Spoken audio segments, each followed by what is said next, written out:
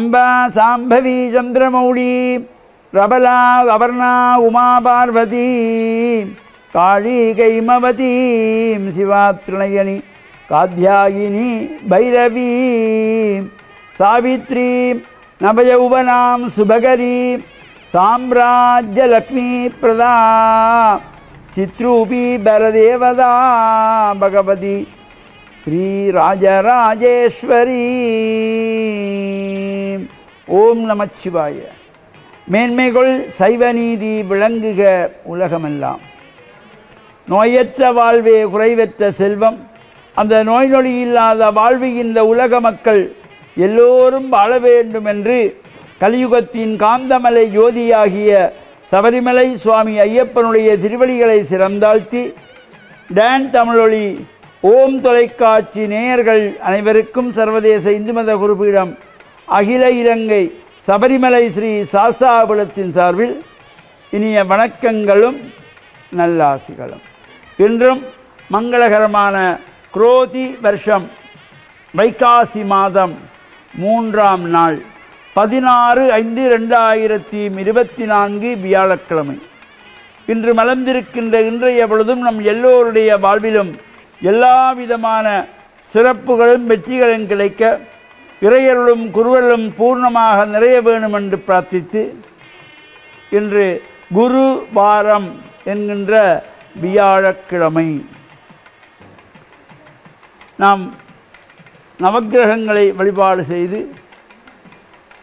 குபேர திசை என்கின்ற வலதிசையை நோக்கி அமர்ந்திருக்கின்ற வியாழ பகவானுக்கு மஞ்சள் மலர்களாலே அர்ச்சனை வழிபாடுகள் செய்வது, மஞ்சள் பட்டி சாத்துவது, கொண்டல் கடல் நிவேதனமாக வைப்பது, சிவனாலயங்களிலே தெற்கு நோக்கி அமர்ந்திருக்கின்ற தட்சிணாமூர்த்திக்கு மஞ்சள் மலர்களாலே அர்ச்சனை வழிபாடுகள் செய்து பிரார்த்தனைகள் செய்கின்ற பொழுதிலும் எல்லா விதமான சிறப்புகளும் கிடைக்கக்கூடியது.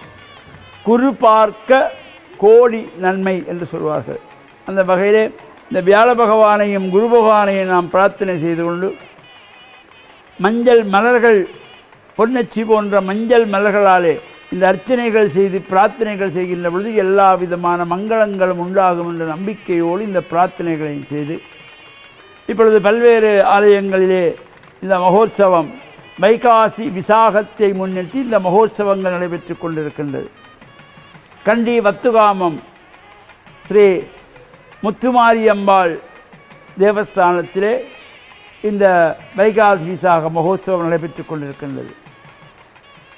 எதிர்வரும் 22/5/2024 அன்றைய தினம் வைகாசி விசாகத்தன்று பஞ்சரத பவனி 5 தேர்களிலே விநாயகப் பெருமான், சிவன் பார்வதி, அன்னை முத்துமாரி அம்பாள், வள்ளி தேவசேனாசமேத முருகப்பெருமான், சண்டேஸ்வரி போன்ற விக்கிரகங்களெல்லாம் தெய்வ மூர்த்தங்களெல்லாம் இந்த 5 தேர்களில் மீறி நகர் வலம் வருகின்றதாகிய பஞ்சரத பவனி சிறப்பாக நடைபெற்று எதிர்வரும் வியாழக்கிழமை 23ஆம் திகதி பௌர்ணமியிலே தீர்த்த உற்சவத்தோடு துவஜ அவரோகணம் என்கின்ற கொடியிறக்கு நிகழ்வு மாலையிலே நடைபெறும்.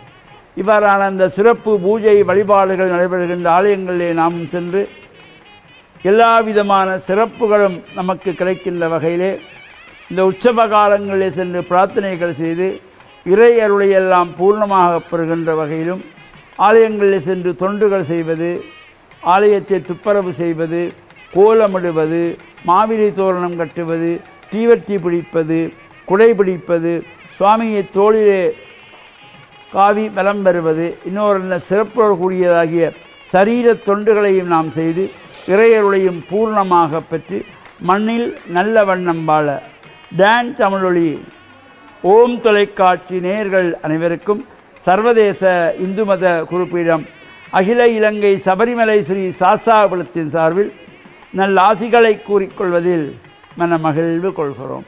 சர்வே ஜனாக சுகினோ பவந்து சமஸ்த சன்மங்களானி சந்து சுபம்.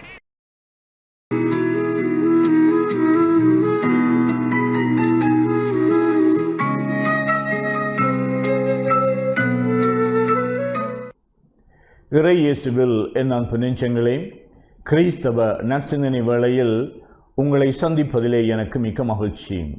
ஆண்டவர் இயேசுவின் அன்பும் அருளும் உங்கள் அனைவரோடும் இருப்பதாக. எமது வாழ்க்கையிலே நாங்கள் பலரோடு பழகுகின்றோம், உறவாடுகின்றோம், பல செயல்களிலே ஈடுபடுகின்றோம். சில வேளைகளில் நாங்கள் எங்களுடைய புத்தியையும் எங்களுடைய விவேகத்தையும் நாங்கள் சரியான முறையிலே பயன்படுத்தாதனாலே பல குழப்பங்களுக்கு இவை உட்படுத்தப்படலாம். புனித பவுல் தன்னுடைய போதனையிலே மக்கள் அவரை, இந்த சமய தலைவர்கள் அவரை சிறைப்படுத்துகின்றார்கள், அவர்களே குற்றம் கண்டுபிடிக்கின்றார்கள். இவ்வாறு அவர்கள் மத்தியிலே அவர்களுடைய அவைக்கு அவரை அழைத்து அவரை விசாரித்து கொண்டிருந்த பொழுது அவர் அந்த அவையை நன்கு அறிந்திருந்தார்.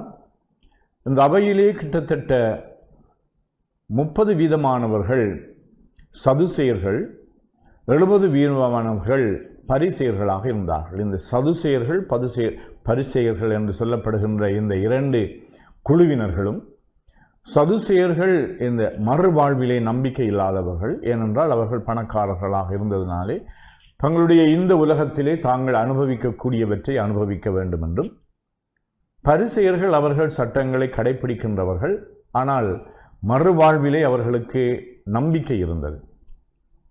இந்த 2 குழுவினர்களையும் ஒரு கெட்டித்தனமாக பவுல் குழப்பி விடுகின்றார். மறுவாழ்வில் நம்பிக்கை உண்டு என்று சொன்ன பொழுது இந்த இருவரும், அவர்கள் 2 குழுவினர்களும் தங்களுக்குள்ளே அவர்கள் பிரச்சனைப்படத் தொடங்கினார்கள். இதனால் பவுல் தப்பிக்கொண்டார். இது ஒரு பிழையானது, தவறானது, ஒரு குற்றம் நிறைந்தது என்று சொல்வதற்கல்ல. மாறாக இந்த உலகத்திலே நாங்கள் ஓரளவு விவேகமுள்ளவர்களாக நடந்து கொள்ள வேண்டும். எப்படி நாங்கள் தப்பித்து கொள்ள வேண்டும் என்பதென்றல்ல, எங்களுடைய பணி தொடர வேண்டும். நாங்கள் செய்கின்ற நல்ல பணி, எங்களுடைய நற்செய்தி தூது பணி, எங்களுடைய சமூக மேம்பாட்டு பணி, இவைகளெல்லாம் முன்னெடுத்து செல்லப்பட வேண்டும் என்று சொன்னால் நாங்கள் ஓரளவு பிரச்சனைகளை தவிர்த்து கொள்வதாகும். நாங்கள் இந்த சமூகத்தை புரிந்து அவர்களுக்கு இந்த பணியினுடைய நோக்கத்தை சரியான முறையிலே சொல்லிக் கொடுக்க வேண்டும் என்றும், இந்த பணிக்கு தடையாக இருக்கின்றவற்றை நாங்கள் விலக்கிக் கொள்ளுகின்ற பொழுது இந்த பணி தொடர்ந்து செய்யப்படக்கூடியதாக இருக்கும். சில வேளைகளில் எங்களுடைய நல்ல முயற்சிகள் எல்லாம் கைவிடப்படுகின்ற நிலையிலே இருப்பதற்கு காரணம் எங்களுடைய அணுகுமுறையிலே ஏற்பட்ட பிரச்சனை. இந்த பவுல் அடிகளார் மிகவும் கட்டித்தனமான வெற்றிகரமான பயணங்களையும் பணிகளையும் ஆற்றினார். அவர் எவ்வளவோ சவால்களை சந்தித்திருந்தாலும் அந்த சவால்களை மேற்கொள்ளக்கூடிய பக்குவம் அவருக்கு இருந்தது. அதனால் இறைவன் எங்களுக்கு ஆற்றல்கள், திறமைகளை தந்திருக்கின்றார். எவ்வாறு எங்களுடைய வாழ்க்கையில் பணியிலே ஏற்படுகின்ற தடைகளை தாண்டி செல்வதற்கு நாங்கள் செயல்பட வேண்டும். சில வேளைகளிலே சிறிய விடயங்களிலே நாங்கள் அதிக கவனம் செலுத்தி அதனூடாக பெரிய விடயங்களை நாங்கள் குழப்பலாம், அதிலே குழம்பி போகலாம், அல்லது அதை கைவிட வேண்டி வரலாம். இப்படிப்பட்ட ஒரு விவேகத்தையும் ஆற்றலையும் நாங்கள் கைக்கொண்டு எங்களுடைய வாழ்க்கையை தொடர்ந்து ஆற்றுவதற்கு இறைவன் அருள் கூற வேண்டும் என்று இந்த வேளையிலே உங்கள் அனைவருக்காகவும் மன்றாடி நிற்கின்றேன். ஆமென்.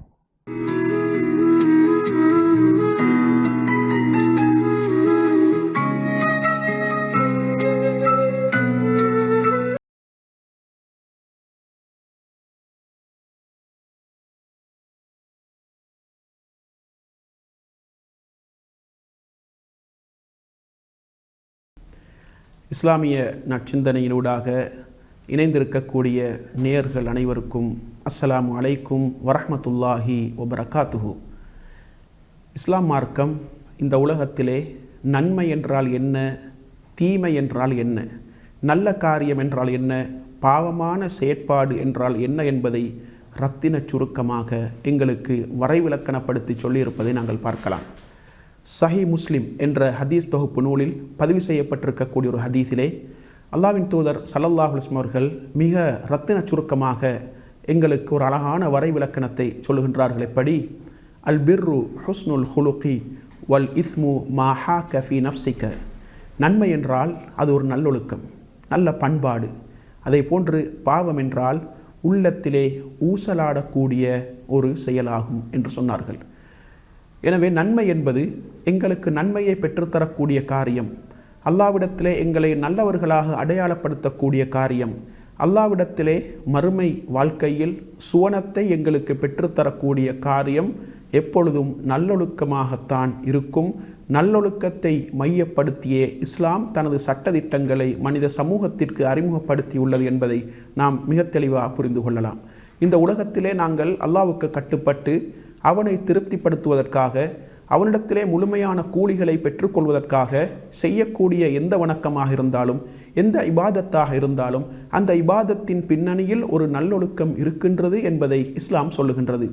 குறிப்பாக சொல்வதாக இருந்தால், தொழுகையை எடுத்துக்கொண்டால் நாங்கள் கட்டாயமாக ஒவ்வொரு நாளும் ஐவேளை தொழுகையை நிலைநாட்ட வேண்டும், நிறைவேற்ற வேண்டும். அந்த தொழுகைக்கு பின்னால் நல்லொழுக்கம் இருக்கின்றது என்பதை அல் குர்ஆன் சொல்லுகின்றது. எப்படி? இன்ன ஸலாத்த தன்ஹா அனில் ஃபஹ்ஷாஇ வல் முன்கர்.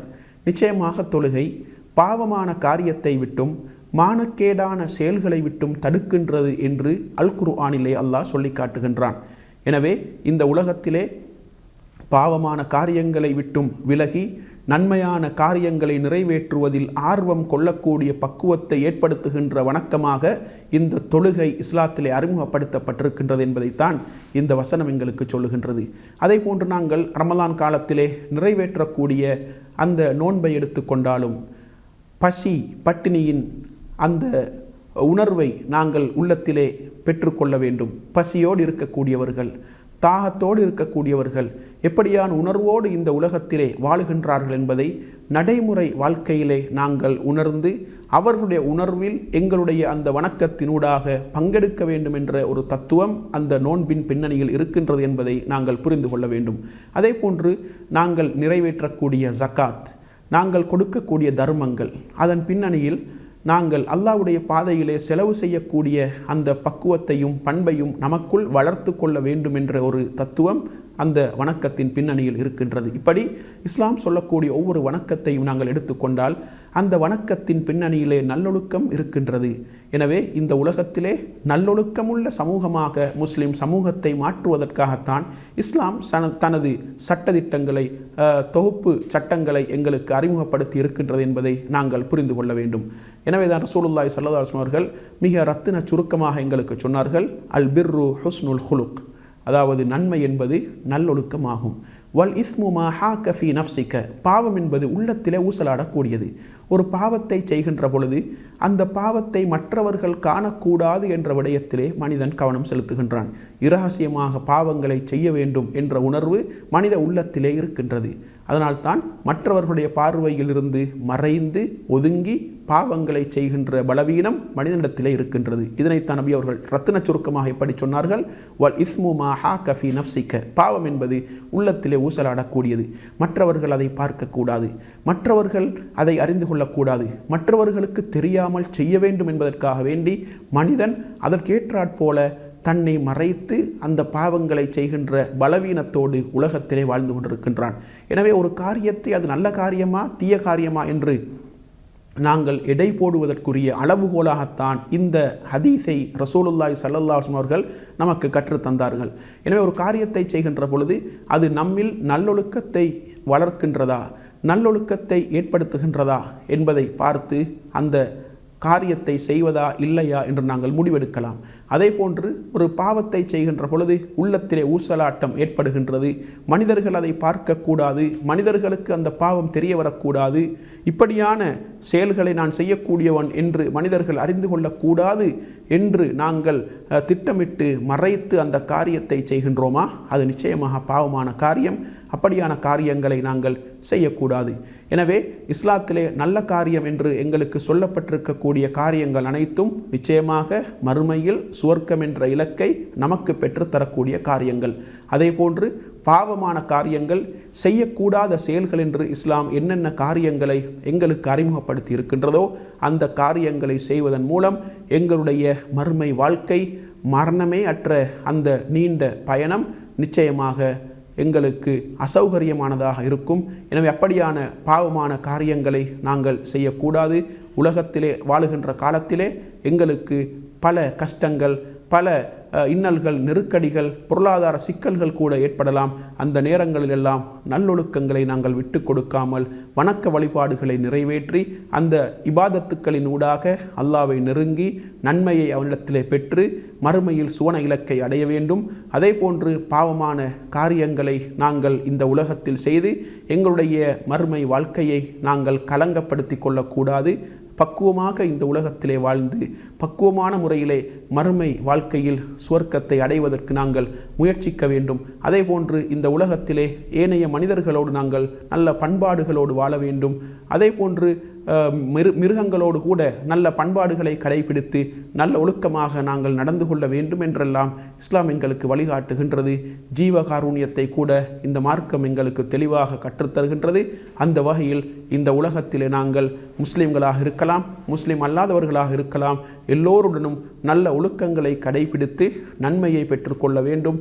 அதே போன்று பாவமான காரியங்கள், மனிதனுடைய உள்ளத்தை புண்படுத்துகின்ற, மிருகங்களை கூட புண்படுத்துகின்ற காரியங்களை செய்யாமல் நாங்கள் அந்த பாவமான காரியங்களை விட்டும் தவிர்ந்து நல்லொழுக்கங்களை கடைபிடித்து ஆன்மீக வாழ்க்கையில் பயணித்து மறுமையில் சுவர்க்கம் என்ற இலக்கை அடைவதற்கு அல்லாஹு தஆலா நம் அனைவருக்கும் துணை புரிவானாக.